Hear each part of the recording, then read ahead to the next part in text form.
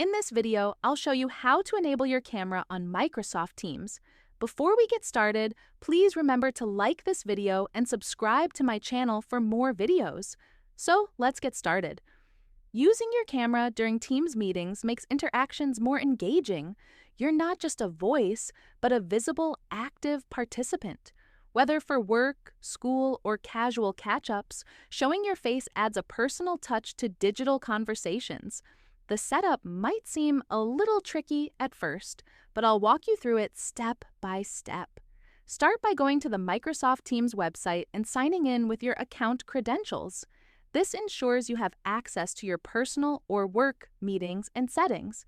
Once signed in, look for the three dots, often called More Options or Settings and More, in the Teams interface. Click on this icon to open a drop-down menu, then select Settings. This is where you can customize various aspects of the app to suit your needs. If you ever feel lost, take a moment to explore. Teams is designed to be user-friendly. In Settings, find the Devices section. This is where Teams manages your connected hardware, including microphones, speakers, and cameras, essential for clear audio and video during meetings. Within Devices, locate the Camera drop-down menu.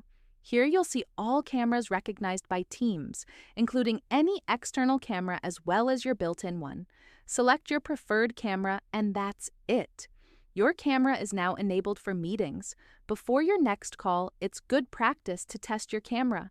Teams often prompts you to do this automatically, but you can also check it anytime from the Devices section. To wrap up, enabling your camera is just the first step toward more personal, interactive meetings. Combine it with clear audio, a stable connection, and genuine engagement to make your virtual presence as impactful as being there in person.